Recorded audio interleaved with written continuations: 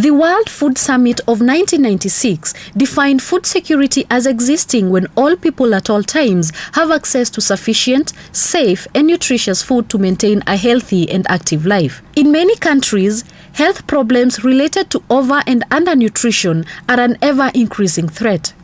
The stability of a nation and the quality of life of its people depend on how it has invested in food security besides other basic needs.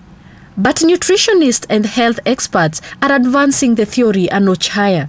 They are saying a healthy nation is not only identified by how much food it produces, but also in the diversity of food that is accessible to its people. In relation to this, a global partnership of 15 organizations known as the Consultative Group of International Agricultural Research is engaged in research for sustainable agricultural development. Bioversity International is part of this consultative group of organizations, and its research is dedicated to agricultural biodiversity and how it links with better nutrition, improved livelihoods, and conservation of agrobiodiversity. Initially known as IPGRI and relaunched to Bioversity International in 2006, the institution has been working in partnership with a number of organizations to promote the use of traditional foods as a strategy of diversifying diets for better nutrition and health. The general attitude towards traditional foods is that they are a poor man's food because they are often less commercialized and some even found in the wild. The poor man cannot afford the diet of the rich man, but nature has a way of balancing life equations. Modern sophisticated lifestyle has now come to be associated with unhealthy so-called junk foods, which are now partly to blame for the ever-increasing incidences of chronic diseases. Food diversification offers affordable means of attaining food and nutrition security. Local foods are accessible, diverse, and often rich in micronutrients, and their production is often associated with low inputs. Research has shown that these so-called poor man's foods are the most nutritious. For instance, amaranth, locally known as mchicha, has more than 10 times iron mineral content and up to 50 times the amount of provitamin A compared to the popular green cabbage. The African nightshade, locally known as mnavu, is similarly rich in micronutrients. In addition, it has about 9 times calcium mineral content compared to cabbage.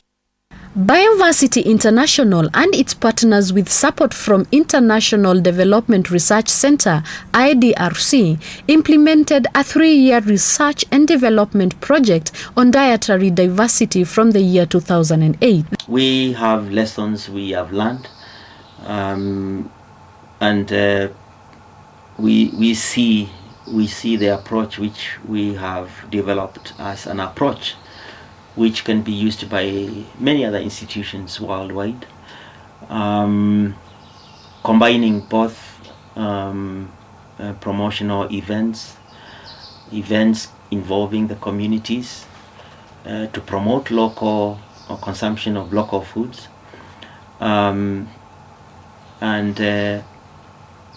combined with very careful monitoring of what is happening, particularly with socioeconomic status, nutrition status, and health status. The project investigated the hypothesis: the more diversity people have access to, the more diverse their foods become and the healthier they become. The objective was to change the negative attitude towards traditional foods, increase production, consumption, and socio-economic benefits of these foods for a healthy society. Working with rural farmers in Benin, South Africa, and Kenya, the project facilitated access to more seed diversity, agronomic and nutritional education and markets. Lokosa district of southwest Benin is one of the 3 project sites. It is rich in the diversity of indigenous foods. These palm oil seeds found in Benin are rich in vitamin A, whose deficiency is prevalent in sub-Saharan Africa. The South African leg of this study was done in the Northwest province of South Africa, and it is hosted on the Northwest University on the Potchefstroom campus. In South Africa, this study was conducted in a total transdisciplinary way, including sectors like the Agricultural Research Council, the National Institute of Occupational Health, and different disciplines from the Northwest University, such as agriculture, nutrition, consumer sciences, environmental sciences, economics, and occupational health. The communities involved were two deep rural areas on the Botswana border, namely Tlagameng, Muswana, and Ganesa. The rural areas were near to the university, situated in the Potchefstroom district, part of the Kenneth Kaunda district of the Northwest Province. Located 170 kilometers east of Nairobi City in Kenya is Kitui County, the third project site. Though generally dry, Kitui has hilly parts which are relatively more humid, receiving up to 1,000 millimeters of rainfall per annum. The lower areas are relatively drier and more prone to food insecurity. These lower areas are vulnerable due to their dry nature. This program features the process of implementation of the Dietary Diversity Project in Kitui County in Kenya. 20 villages spread over an area of about 45 by 35 kilometers around Kitui were selected for research. In 10 of the 20 villages, nutrition intervention measures were undertaken, hence referred to as intervention or treatment zones. The other 10 villages constituted the control population or non-intervention zone. After an initial methodology workshop held in Pretoria, South Africa in early 2008, the research team moved to Kitui and randomly selected about 50 households per village for baseline research. The reason was to establish the nutrition, socio-economic, dietary diversity, and agro-biodiversity situation at the beginning of the project. In each of the participating households, the researchers looked at what was grown, what people ate, the social economic status, the health and nutrition status of children below 5 years, as well as that of their caregivers. During the project life, all these aspects continued to be monitored on regular basis in both the intervention and non-intervention sites. As the research team embarks on the survey, some few impediments would be encountered. In Sagala village, in one of the control zones, the residents won't agree to participate in the survey. Tulipata matatizo kidogo. Kuna saigini walipita, wakaoji watu, vile waliacha makaratasi ijazwe sijui. Wengine wakaanza kusema, hiyo makaratasi ilikuwa ya mapepo.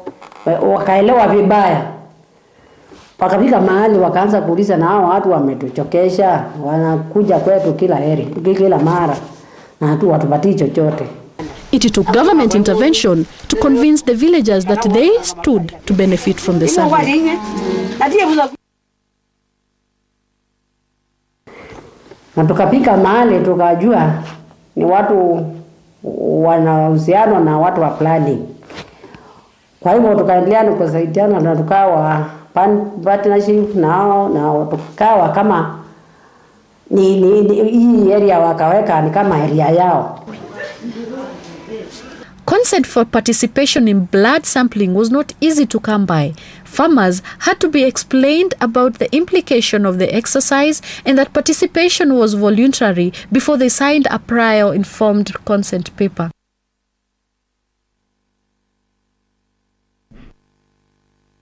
Distances between homes involved in social-economic status survey were another impediment, as some places were not negotiable by people.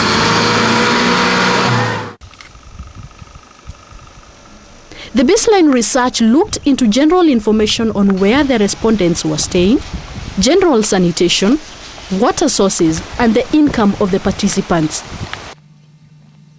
All these involve enumerators visiting homes of the respondents to witness the situation on the ground as they found out what type of crops are grown. Waluku village in the eastern face of Kitui Hills is one of the 20 villages where the baseline survey was conducted. It has a wild diversity of wild fruits. Tamarind fruit, does well here, growing in the wild.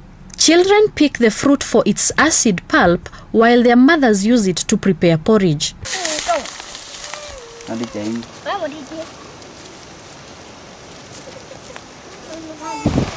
Kitui Hills are also home to a wild type of custard apple with delicious fruit, just to mention a few. This fruit is called ndulue in local language. You just need to wait for it to ripen, and then it's just ready to eat. Wow.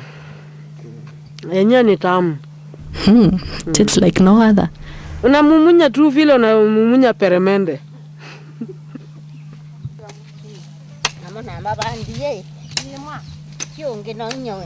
In Chanika village, another intervention area, you will find farmers cultivating indigenous food crops when the weather is favorable. With a low rainfall in this area, only drought-resistant crops stand a good chance. Cassava and pigeon peas are some of the drought-resistant food crops in this area. Most of the farmers grow a combination of traditional fruit crops in their gardens, and for each crop, more than one variety. This not only provides food for a host of local recipes, but also an assurance that some will be harvested. A rivulet of sugarcane juice. By looking at this plantation, you get convinced that this crop is in plenty in this area. Most of it is chewed and sold in the markets. These residents have a surplus such that they can afford a value addition by extracting sugarcane juice for brewing traditional liquor.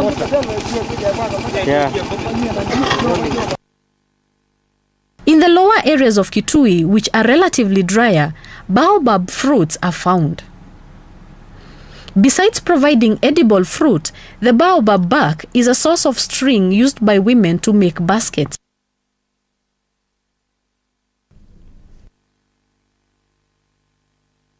As a way of life in these villages, an elderly mother will occasionally visit her married daughter, carrying a basket full of a variety of leguminous foods direct from her garden. A sign of abundance of these food crops. This is what is going to be our supper today, they would seem to say, from the way they've embarked on meal preparation. According to the baseline survey, 83% of farmers have more than one food crop in a home field and an away field, most often located in a different agroecological zone. This is a strategy for diversifying crops and also for minimizing risks of total crop failure. And the fact most new crops are tried near the home. Farmers living in the hilly parts have smaller fields but maintain a higher diversity, especially of fruit and vegetable species. Livestock numbers increase towards the drier lowland areas. The baseline research established that there was no noticeable difference between intervention and non-intervention areas with respect to on-farm biodiversity.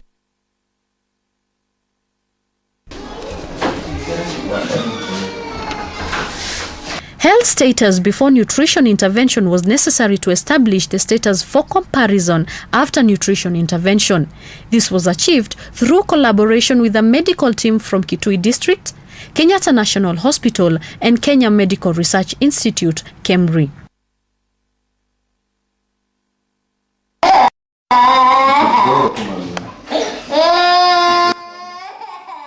With hypodermic needles, you will not be friends with children, not even some grown-ups. Obtaining index children together with their caregivers was another impediment. The clinician struggles to look for the vein of this child. This is a sign of malnutrition. Establishment of health status was necessary to detect and treat ailments that can affect nutrition intervention results at the end of the survey. During full blood count, one is able to see if the child suffered any major disease in recent times or if suffering from anemia. Children were dewormed and any sick ones treated by personnel from the Ministry of Public Health. This was to ensure that the children were free from diseases that could affect the results after a nutrition intervention. The health experts provided professional advice to the caregivers once malnutrition was detected. There was no significant differences between the health status of the children in intervention and non-intervention villages. To find the local food consumption patterns, the survey looked at the variety and amount of food consumed within the last 24 hours and the variety in the last 7 days. All these would be repeated at the end of the project. There was no significant dietary differences in both intervention and non-intervention areas. The baseline research established what people in each village ate by interviewing women what they prepare for their families. They might be eating quantity all right, but the nutritionist wanted to make sure they understood the quality of food eaten by determining the total nutrients eaten by an individual child and mother. Weighing of each food item used was necessary. In some instances, the food had to be prepared and weighed in the cooked form. Knowledge of how to prepare the foods abounds among the women, and so this provided an opportunity to document the recipes. Dry food like sorghum flour and maize change in weight and volume significantly when cooked. The cooking time must be right, otherwise, the more heat-sensitive vitamins will be lost. Some foodstuffs will increase in size while others will decrease in volume after cooking. Appropriate sizes mean optimum nutrient safety. This means, however, that the experts must caution the locals against certain volumes of cooked species as a measure of important nutrient safety. Despite availability of these foods, the baseline survey noted that close to half of all the women in Kitui had moderate to severe anemia, while stunting and severe malnutrition in children were above the national average. 104. From mid-2009 through 2010, the research team started its intervention work, which was limited to only 10 villages around Kitui town. The project focused on a dietary diversification approach as one of the recommended methods of nutrition interventions. Intervention work involved seed and knowledge exchange in village food fairs, promotion of local foods through local FM stations, showing farmers how to grow nutrient-rich vegetables and how to cook them, nutrition education, and linking women groups with markets besides other types of facilitation. Community fairs were held in each intervention village to facilitate seed and knowledge exchange. Kavalula is one of the seed exchange and cooking fair venues. A variety of traditional foods was gathered. Some brought already cooked foods while others cooked there. Those who didn't have some types of traditional food crops obtained from those who had. Bioversity International and partners also introduced a variety of seeds of local food from other regions. When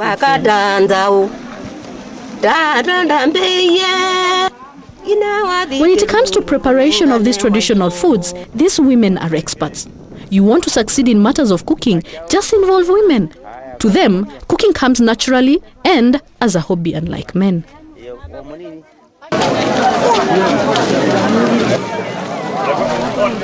These men came for the same food fair with the women, but they are cooking football. Anyway, you need not blame them. Cooking may not be in their blood, but at the end of the day, they will participate in seed distribution by getting provided with seeds to plant.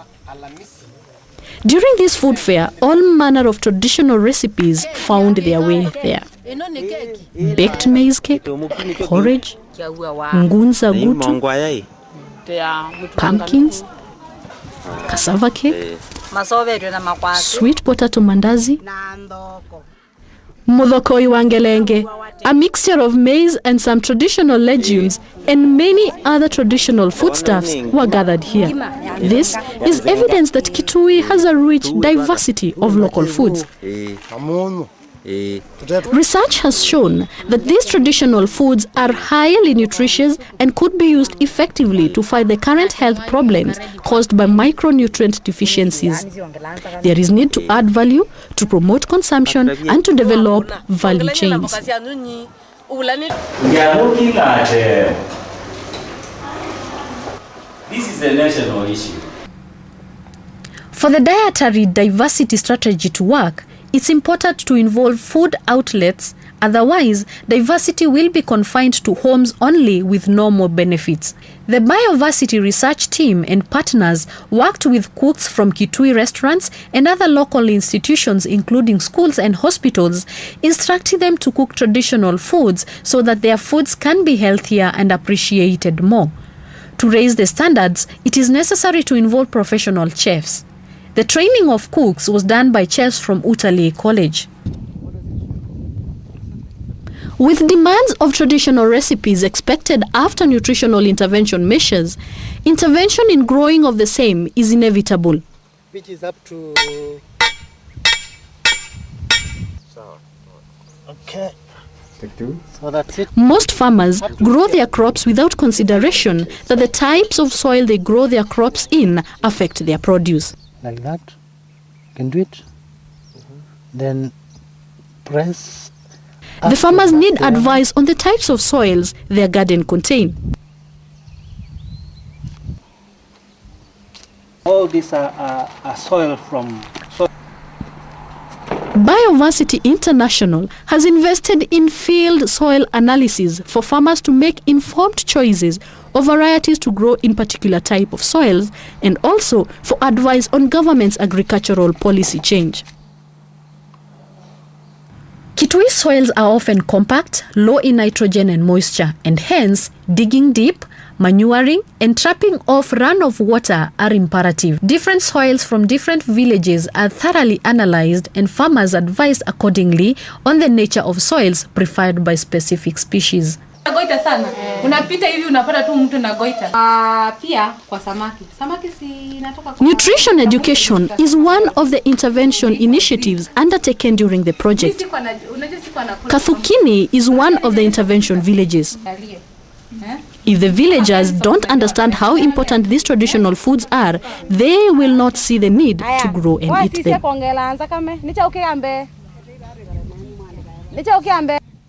The best language for instruction is one they are comfortable with during this nutrition education for these women to assimilate every recipe preparation detail. Some of the indigenous vegetables may not be singularly appetizing and may be ignored, hence the reason for their historical discard. With nutrition intervention investing in education on recipes, amrenda, which may taste yuck to children, may be combined with others, creating a superb flavor. In this way, those who think that meat is the tastiest delicacy will be thrilled by various combinations whose individual vegetable species would be discarded due to their not so pleasing tastes. Nutrition intervention measures also target institutions such as schools. Most schools feed their children with cabbages and refined maize flour, and thus subjecting them to micronutrient deficiencies. Nutrition education would result in schools introducing new diets and a better understanding of the value of the foods. To students, a teacher's word is law. When these young minds are instilled with ideas of nutritional education, the idea forms the basis of decision of what their future families will eat. The research team introduced and provided schools with indigenous food seeds and skills to plant them. The schools will be sources of seed for own use and for giving to other schools.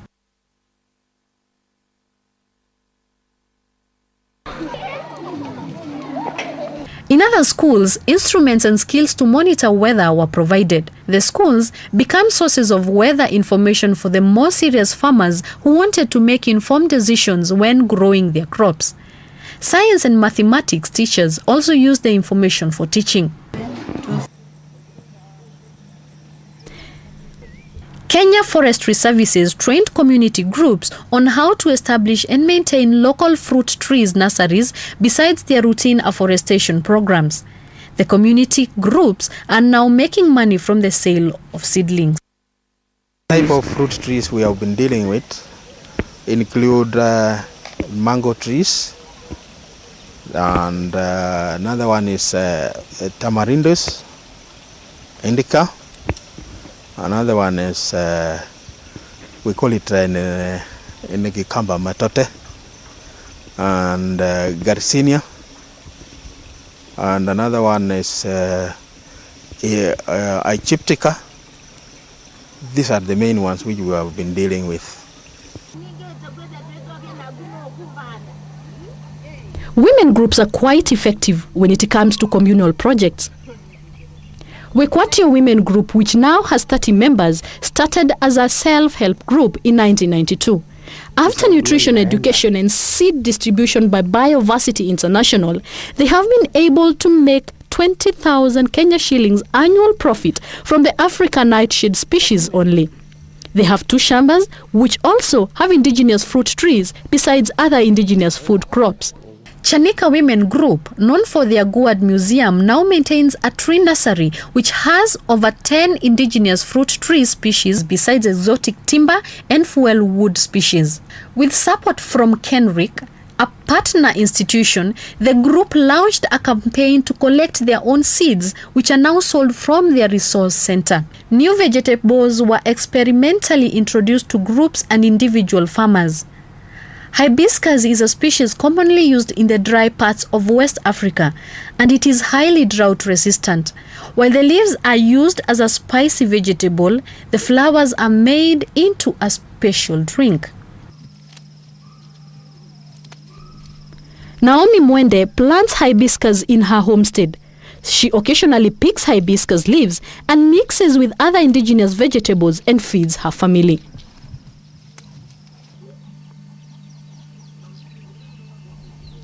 This homestead is situated in Inyuu, the drier lowland parts of Kitui. Hibiscus is at home in this area as it grows to a healthy plant. This mother, with the help of Bioversity International and partners, now cultivates hibiscus for the family consumption.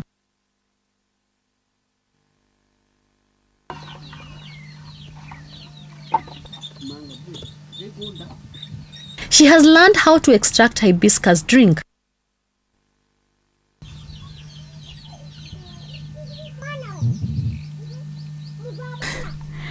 If you want to find out whether something tastes nice, try it with children.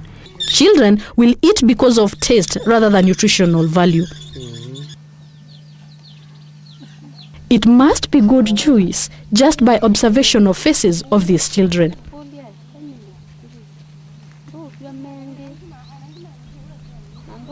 The demand for some of these species is growing fast. Some farmers have secured plots exclusively for traditional vegetables. As demand rises, this farmer specializes in farming of the African nightshade. She is now not harvesting the leaves for consumption or sale. She has a demand for seeds.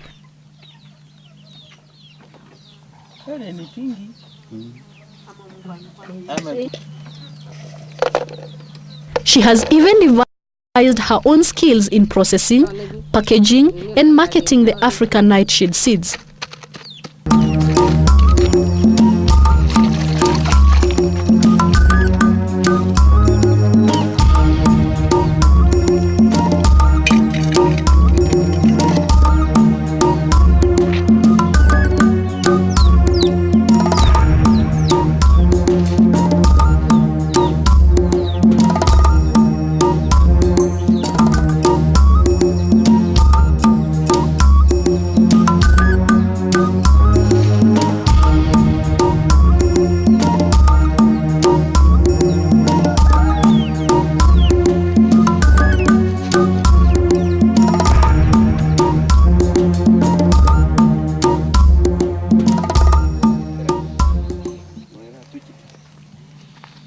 Amaranth is not only becoming a common vegetable in shambas or vegetable gardens, but also in markets and restaurants.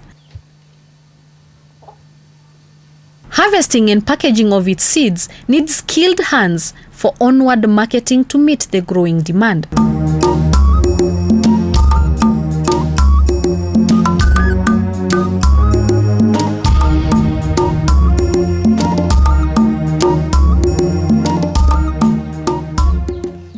Nutrition intervention initiatives may not have a heavy impact if the farmers were to produce for home use only.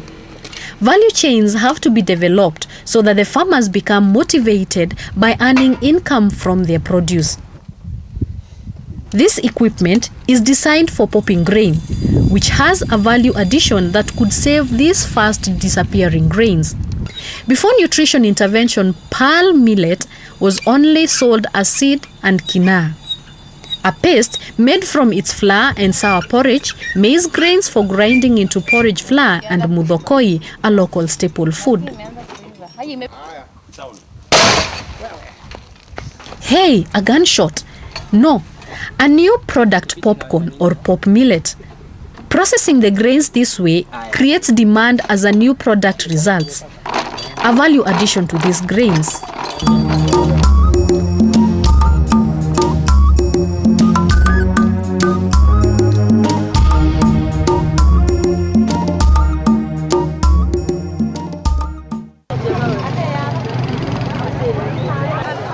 Baseline market surveys revealed almost no indigenous vegetable commodities in the food markets, but after dietary diversity intervention, a significant change is noted, as this trader reveals.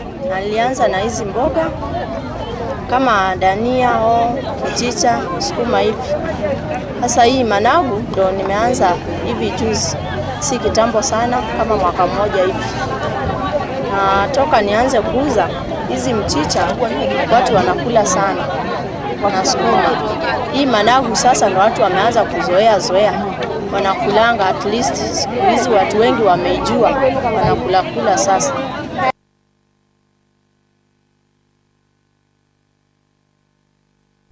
With Bioversity International linking farmers to market outlets, Kitui Town becomes an ideal marketplace.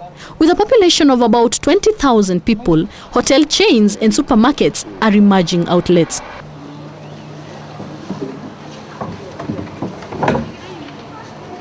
This farmer has secured an order to supply amaranth and the African nightshade 2 times in a week.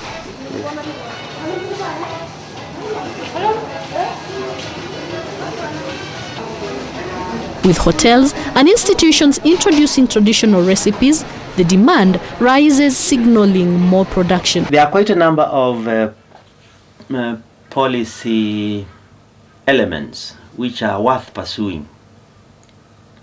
One is the whole question of meals in government or other large institutions, like prisons, hospitals, and schools. Many of the meals are quite monotonous, and if you look at the vegetables they are served with, is mainly cabbage, because cabbage is cheap, relatively cheap compared with other vegetables, and it can be stored for quite a long period.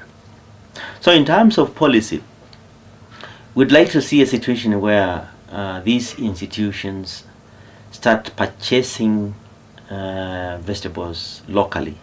That will make things cheaper, will make their budgets sort of more or less equivalent to what they are spending now, and they will also benefit the local people.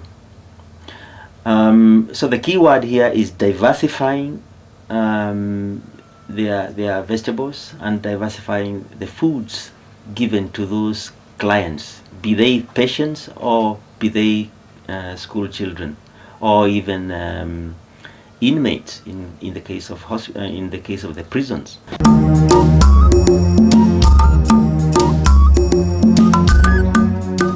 As the project comes to a close with volumes of data collected, as is evident from this IT system, the data shows increased indigenous foods in the markets after market survey, increased traditional foods in homes from diet survey, indigenous foods in the supermarkets and hotels, and more growing in the shambas.